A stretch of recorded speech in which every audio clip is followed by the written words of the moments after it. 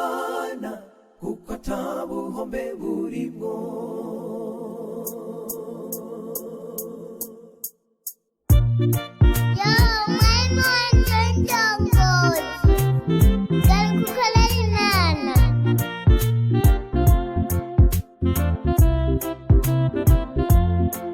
Uriko wigisha indongozi mu rusengero burya je nararyoherwa, ufashe ikigwa naho gusigure numva umubiri wose nujujwe, ariko ubu wahaye ikibanza satani, sigaye ndakubona winywera akayoga, agatabi nako sinovuga, umengo ntiwigeze kuba umukristo, bya bitabo byose warataye, wari mu wanje w'indongozi, umutima wanje wawuteye agahinda, ndagusabye garuka mu rusengero.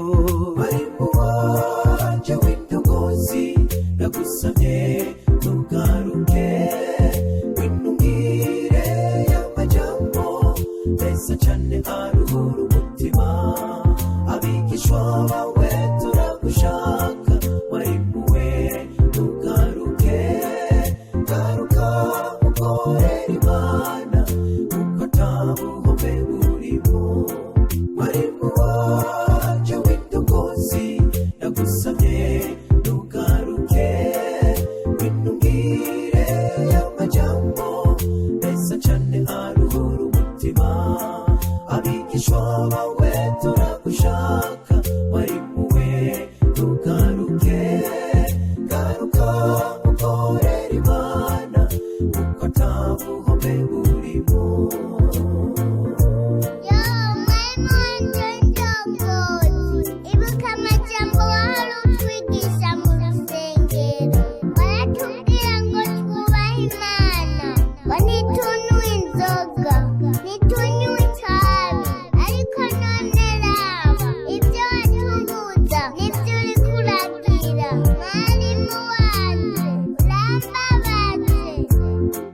Wari mu wanje w'indongozi, uyu munsi ndi ngaha mu rugo iwawe, je kukwibutsa amajambo wambwira uyakuye mu ndongozi, warigeze kumbwira yuko kunywa inzoga ari bibi ndetse no kunywa itabi, yagenze gutyo ngo nawe ubinywe, kandi uziko wabitubuza, yibuka abantu benshi bihanye kubw'inyigisho zawe mwarimu, ibyo byose byoba bibaye impfa gusa, byoba bibabaje utagiye mu ijuru.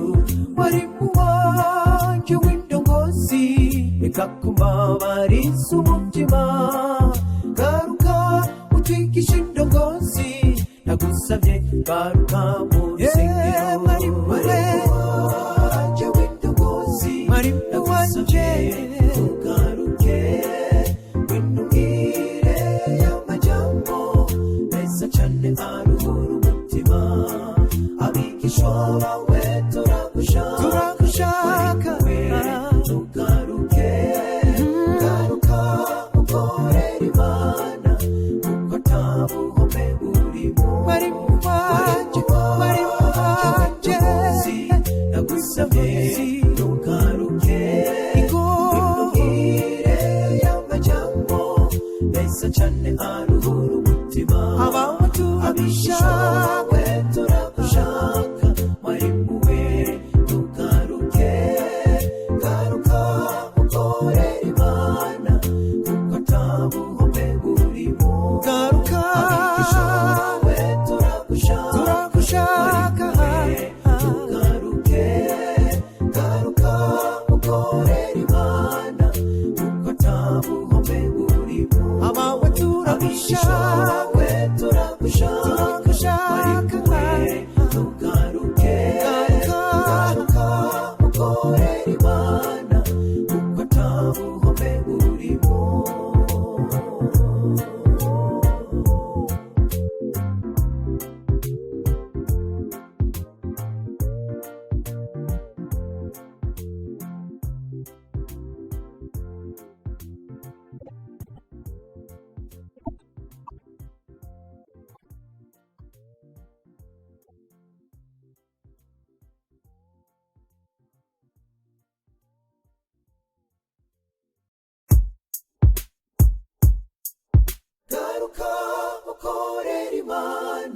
kuko atabuhombe burimwo.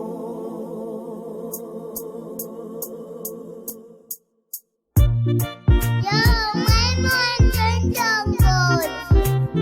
Galing ko kalainan.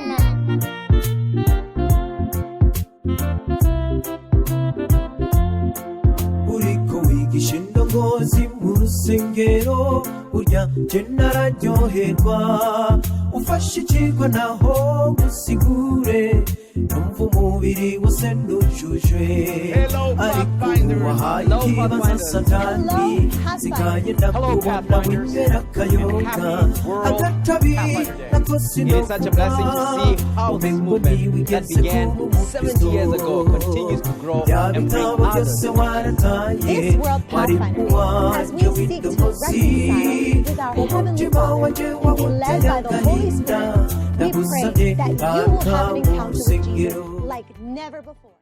May God bless you and strengthen you as you continue to be Pure, pure, kind, and true for Him. and